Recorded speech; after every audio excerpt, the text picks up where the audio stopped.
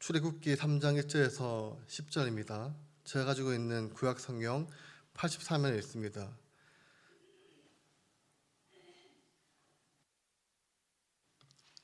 출애굽기 3장 1절에서 10절입니다.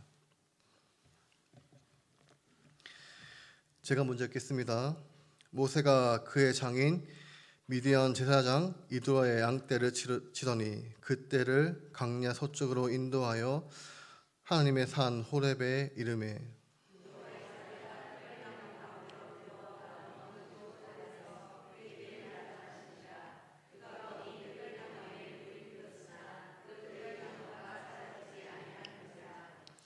이에 모세가 이르되 내가 돌이켜 가서 이 큰 광경을 보리라.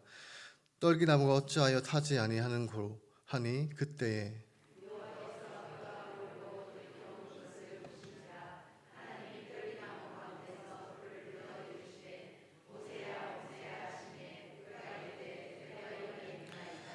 하나님이 이르시되 이리로 가까이 오지 말라. 네가 선 곳은 거룩한 땅이니 내 발에 신을 벗으라.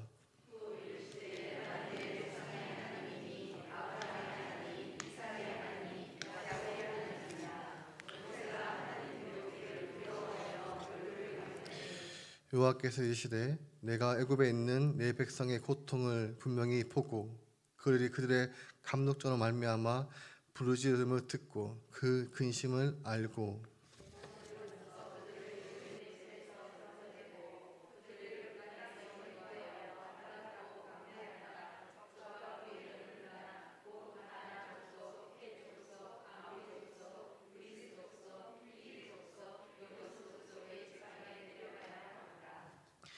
이제 가라.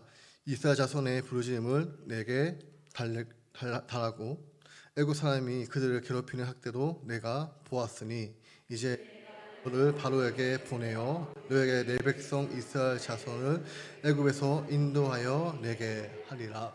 아멘.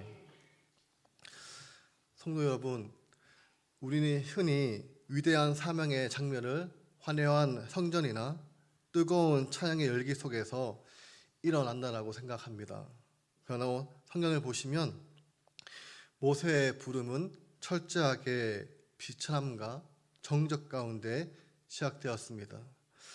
오늘 본문 1절은 모세가 장인 이드로의 양떼를 치며 광야 서쪽으로 나아갔다라고 기록합니다.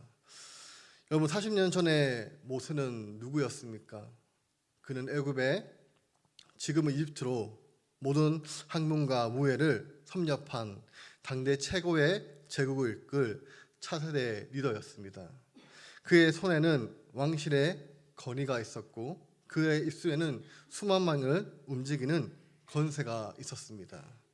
그래서 당시 모세는 자신의 힘으로 자신의 동족을 구원할 수 있다라고 믿었습니다. 이것이 우리의 본능입니다. 내가 가진 자원과 내 열심으로 하나님의 일을 도울 수 있다는 생각, 이것이 바로 타락한 아담의 후예들이 가진 기본적인 교만이라는 것입니다. 그렇기에 하나님은 모세를 곧바로 사용하지 않았습니다. 오히려 그를 미디야 광야로 던지셨습니다. 그리고 40년이라는 긴 세월 동안 그를 침묵 속에 가두셨습니다. 오늘 본문에서 모세가 이른 곳은 광야의 뒤편입니다. 히브리어로 아르함 미르바르. 이 장소는 지리적으로는 광야의 깊숙한 토적 끝을 의미하지만 영적으로는 인간의 자아가 완전히 무너지는 지점을 의미합니다. 이곳에서 모세는 철저하게 자신의 무능력을 경험했습니다. 80세의 노인이 된 모세에게 남은 것은 자기 소유의 양 한 마리 없는 비두한 목자의 삶뿐이었습니다. 왕자의 위엄은 사라졌고 광야에 거친 바람에 패인 주름과 늙은 목자의 지팡이만 남아 있었습니다. 존 칼빈은 이 40년의 세월을 가리켜 모세 안에 있는 이집트를 빼내는 시간이라고 하였습니다. 하나님은 모세의 손에서 이집트의 칼을 빼고 그의 마음을 가득했던 자기의 을을 비워내셨습니다. 혹 우리의 삶이 지금 강야의 뒤편에 머물러 있지는 않습니까? 한때 찬란했던 꿈은 잊히고 매일 반복되는 단조로운 일상과 생존을 위한 몸부림만이 남은 것 같아 낙심하고 계시지는 않습니까?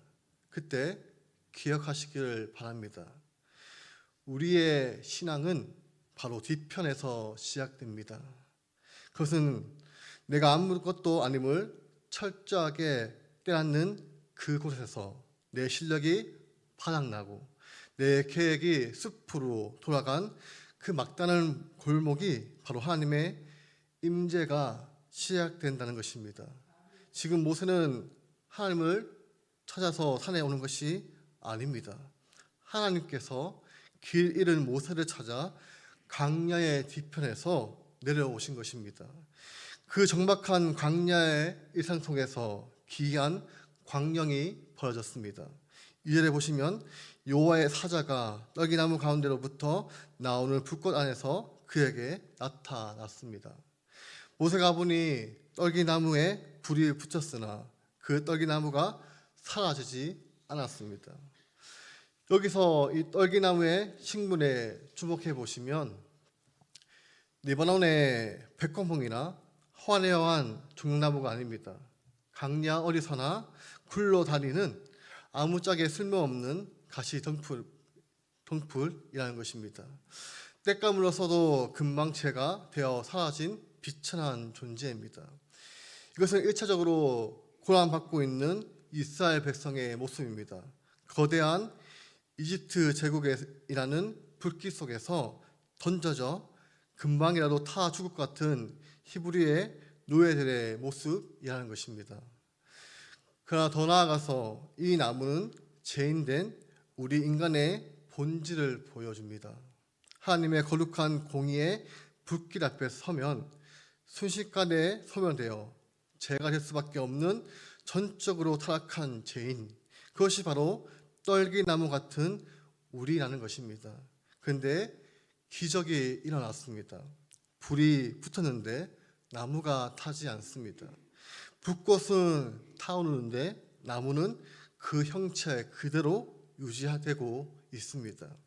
이것은 거룩하신 하나님이 죄인 가운데 임재하셨음에도 불구하고 그 죄인이 멸망당하지 않고 보존되는 신비를 보여주고 있습니다.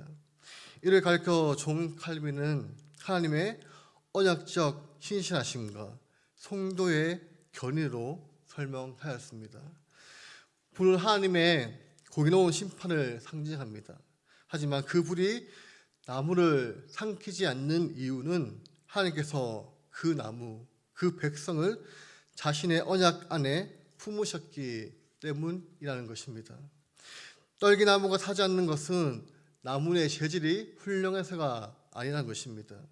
불꽃 자체가 나무를 태우는 불이 아니라 나무를 보존하는 비추는 거룩한 임재의 불이었기 때문이라는 것입니다. 이것이 바로 우리가 믿는 복음입니다. 공의로운 하나님께서 죄인인 우리를 대하실 때 심판의 불로 우리를 소멸시키는 것이 아니라 그리스도의 보혈이라는 언약의 덮개를 통해 우리를 보존하시며 그 불꽃 가운데 우리 함께 거하신다는 것입니다. 성도 여러분, 우리가 세상의 환난과 유혹 그리고 우리 자신의 영악함이라는 불길 속에서도 멸망하지 않는 이유는 우리를 선택하신 하나님의 거부할 수 없는 은혜가 우리를 붙들고 있기 때문입니다.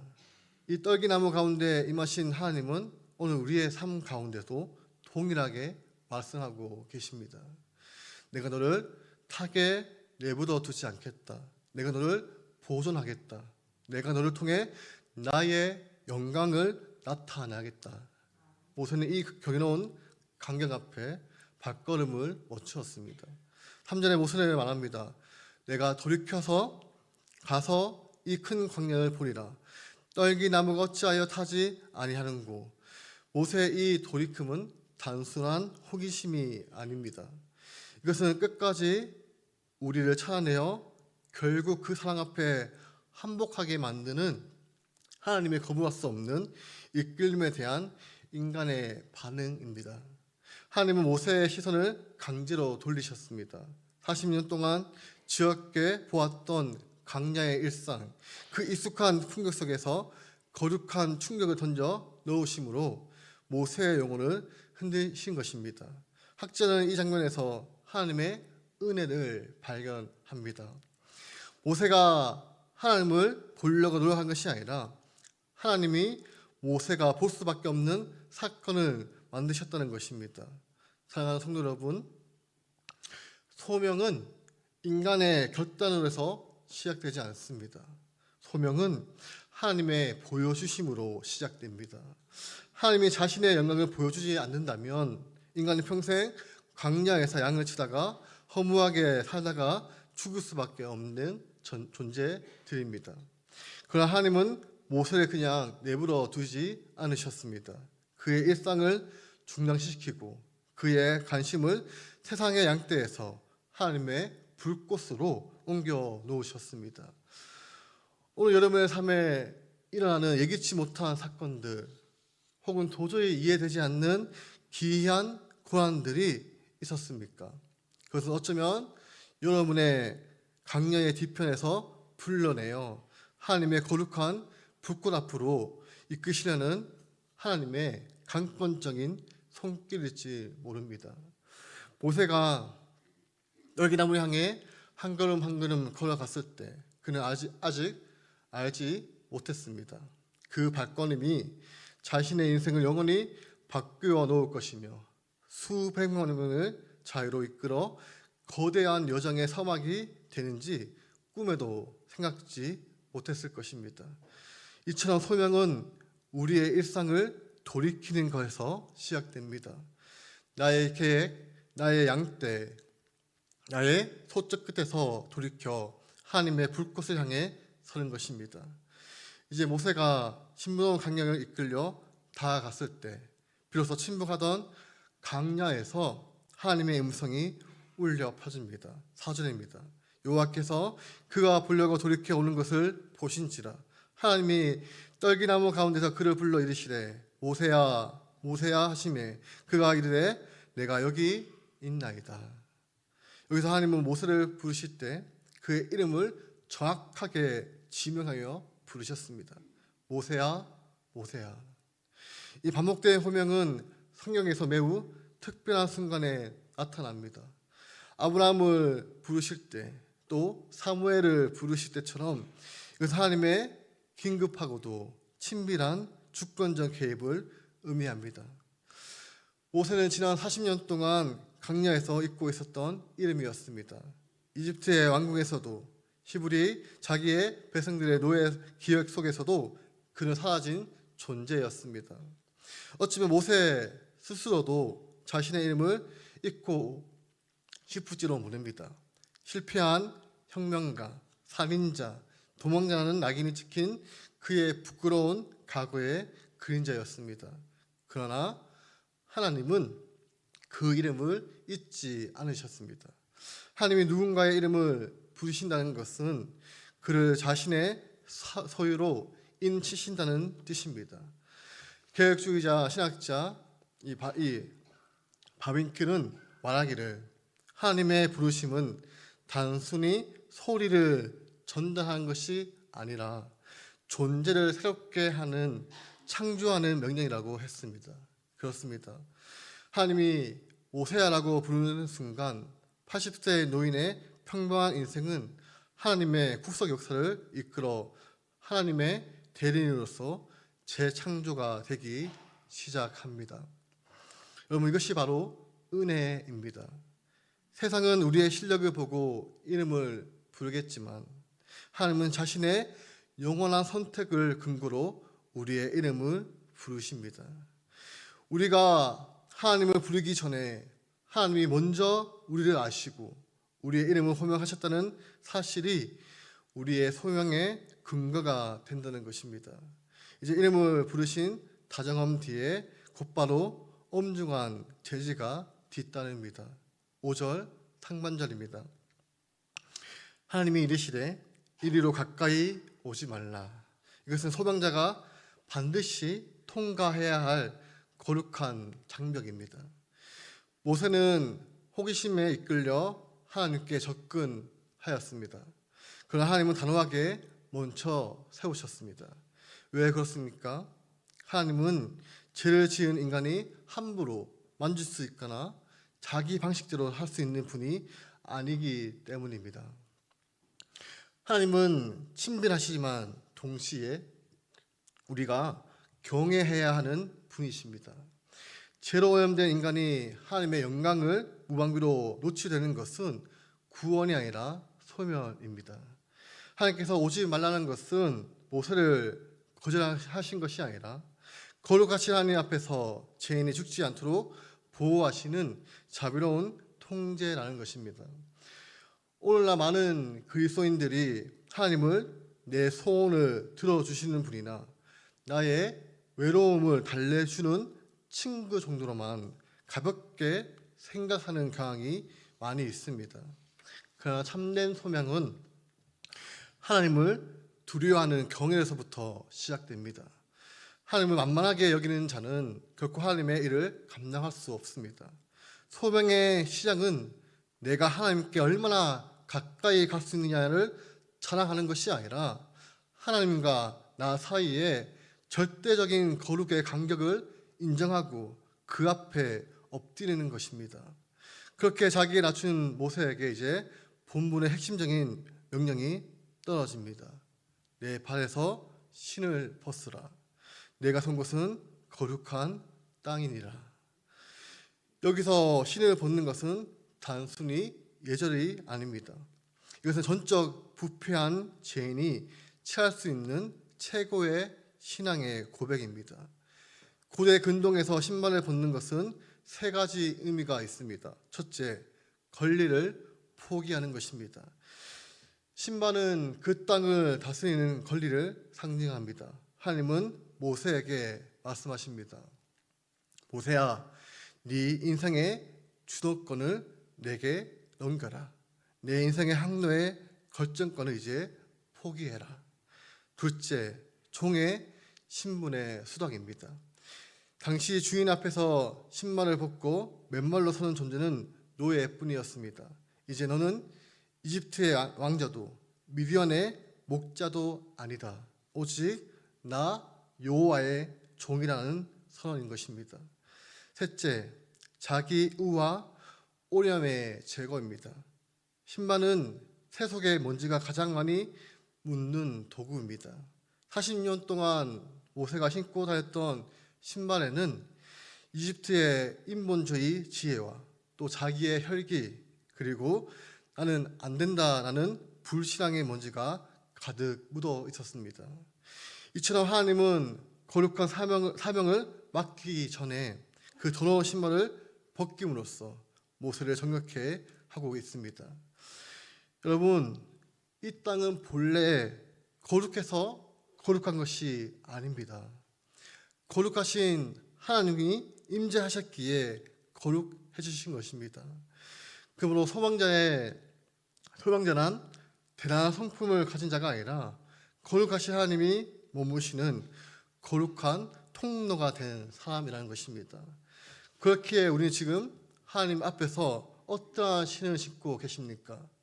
여전히 내가 인생의 주인이라는 권리의 신발을 신고 있지는 않으십니까? 내 경험과 지식이 정답이라는 교만의 신발을 신고 거룩한 땅을 더럽히고 있지는 않으십니까? 소명의 자리는 신발을 신고 뛰어다니는 자리가 아니라 맨발로 하나님의 임재 앞에 엎드려 울고 있는 자리라는 것입니다. 내 신발을 벗을 때 비로소 하나님의 행보가 시작됩니다. 신발을 벗고 엎드린 모세에게 하나님은 비로소 자신이 누구신지를 구체적으로 밝히십니다. 6절입니다. 또 이르시되 나는 내 조상의 하나님이니 아브라함의 하나님, 이삭의 하나님, 야곱의 하나님이라. 모세가 하나님 배웠기를 두려워하여 얼굴을 가리매. 이것은 언약의 종수입니다. 하나님은 모세에게 나는 네가 지금 처음 만난 신이다라고 말씀하지 않으셨습니다. 대신 나는 수백 년에 네 조상들과 약속했던 바로 그 하나님이라고 말씀하고 계십니다. 이 선언은 모세의 소명이 결코 우연이나 돌발적인 사건이 아님을 증명합니다. 이것은 아브라함에게 별과 같이 많은 자손을 주시겠다라고 했던 약속, 이삭과 야곱에게 가나안 땅을 주시겠다고 했던 그 언약의 그도 영원한 언약의 성취 과정에 모세를 지금 초청하고 있다는 것입니다. 모세는 이 위대한 고백 앞에서 얼굴을 가립니다. 이것은 하나님의 영광에 압도된 죄인의 마땅한 반응입니다. 사랑하는 성도 여러분, 참된 만남은 인간을 교만하게 만들지 않고 오히려 자신의 비천함을 깨닫고 얼굴을 가리게 만듭니다. 모세는 이제 깨달았습니다. 자신이 광야에서 보낸 40년이 벌어진 시간이 아님을 알게 되었습니다.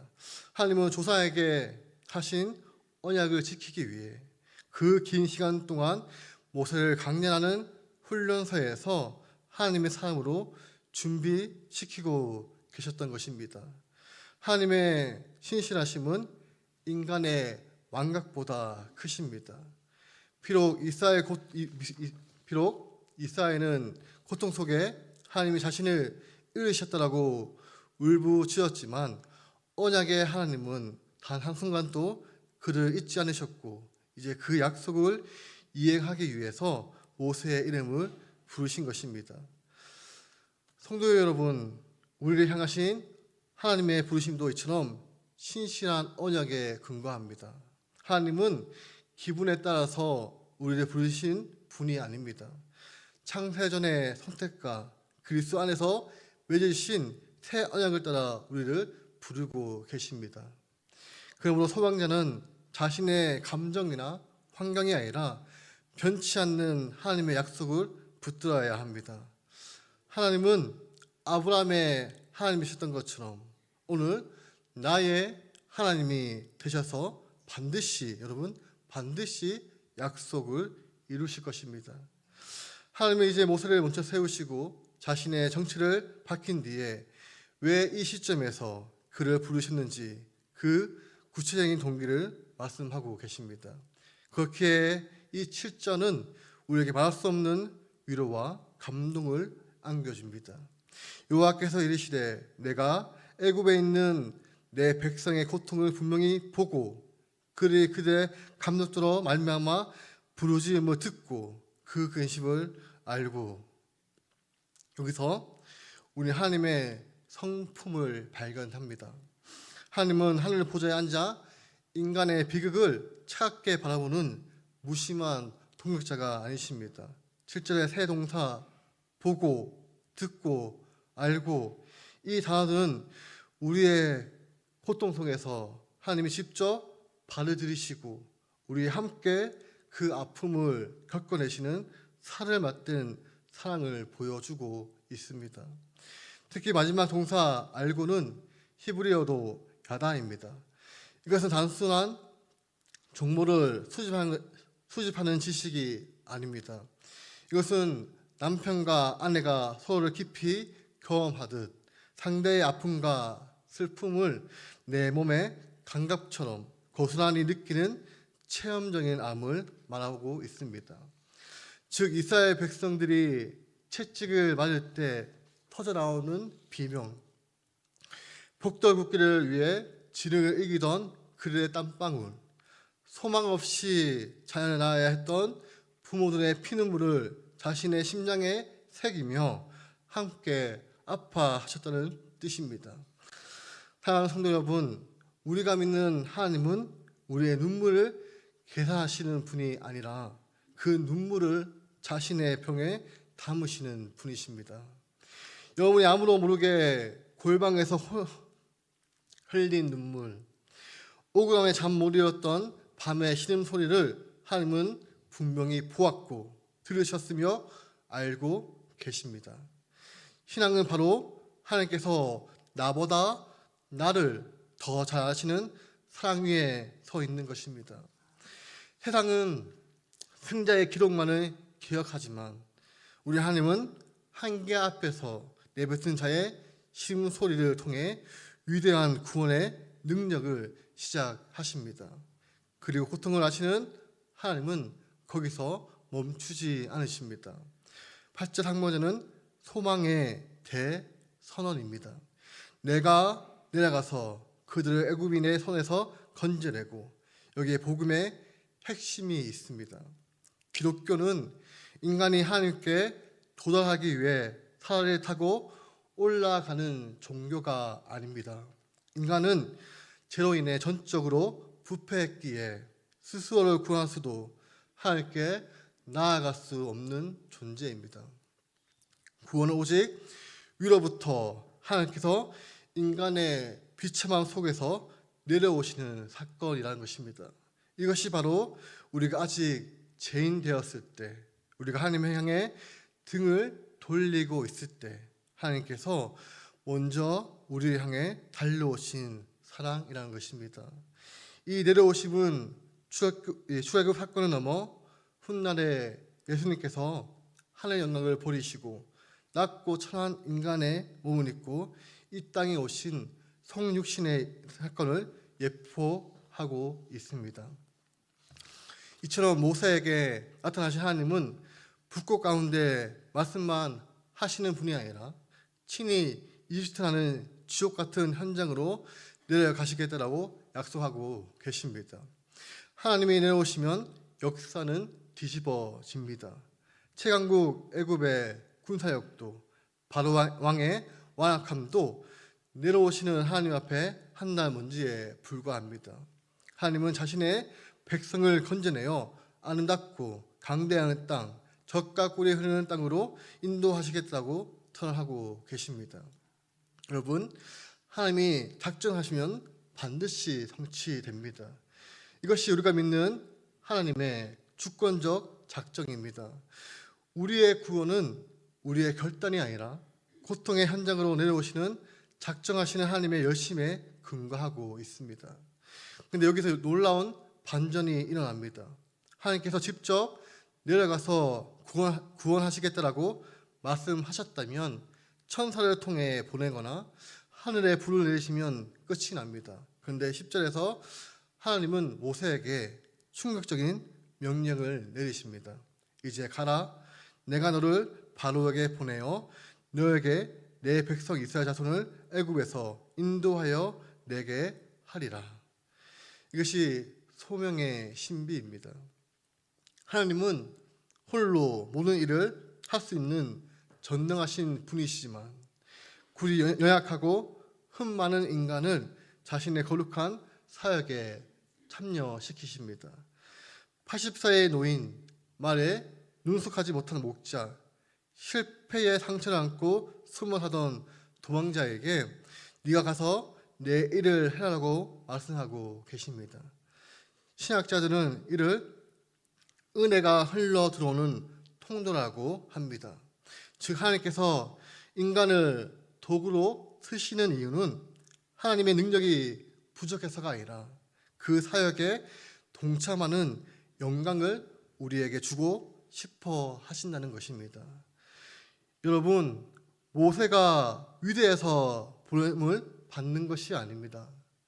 보내시는 하나님이 위대하시기에 모세의 걸음이 위대해진 것입니다. 그러므로 우리의 소명은 부담이 아니라 특권입니다. 우주의 창조주께서 나 같은 떨기나무 같은 존재를 자신의 동역자로 부르셨다는 사실보다 더 영광스러운 일이 과연 어디 있을까요? 하나님은 지금 모세에게 네가 가서 너의 실력을 보여줘라라고 하지 않으셨습니다. 내가 너를 보내니 너는 나의 손과 발이 더하라고 말씀하고 계십니다. 보냄을 받는 자의 권위는 오직 보내는 이로부터 시작됩니다. 그러므로 우리의 사역의 현장에서 나의 무능함을 보고 절망할 필요가 없습니다. 나를 보내신 이가 내가 정녕 너와 함께 있으리라고 약속하셨기 때문입니다. 사랑하는 성도 여러분, 오늘 본문은 결국 우리를 한 곳에 집중하게 만듭니다.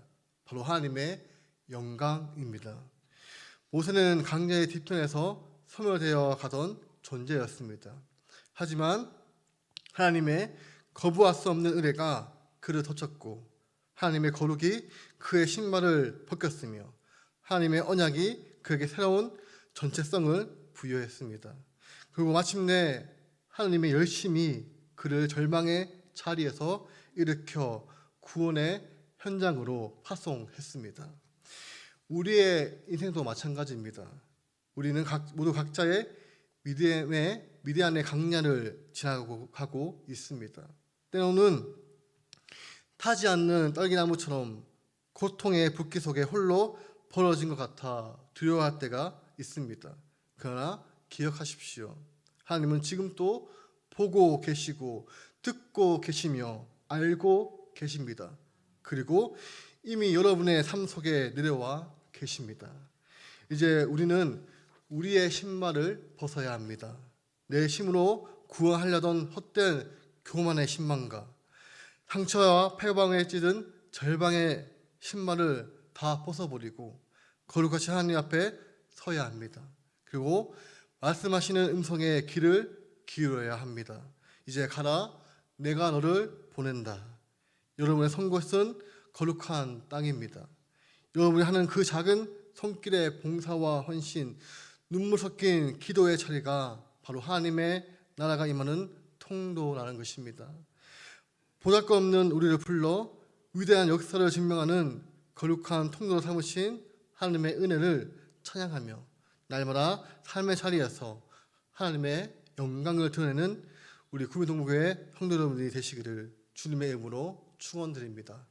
기도하겠습니다. 거룩하신 하나님 아버지, 오늘 우리는 강야의 뒤편 내 자아가 완전히 무너진 그 자리에서 우리를 부르시는 하나님의 음성을 들었습니다. 우리가 가진 이집트의 신발을 벗게 하옵소서. 나의 의의 고만, 절망의 신을 벗고 오직 주님의 거룩한 임재 앞에 엎드리게 하옵소서. 타지 않는 떨기나무처럼 우리를 보존하시는 하나님의 이 걸어볼 수 없는 은혜를 신뢰하며 이제 가라 명령하신 그 소명의 자리로 담대히 나아가게 하옵소서. 그럼 우리를 통해 하나님의 영광만이 나타나게 하옵소서. 감사드리며 살아계신 예수님의 이름으로 기도드립니다. 아멘. 이제는 우리 주 예수 그리스도의 은혜와 하나님 아버지의 사랑하심과 성령의 교통하심이 자신의 신을 벗고 오직 주님의 주권 앞에 엎드려 사명의 길을 걷기로 다짐하는 모든 성도들 모두 위에와 그들의 가정과 일터 위에 그리고 고통 속에 부르짖는 이 땅의 백성들을 위해 이제부터 영원토록 함께 있을지어다.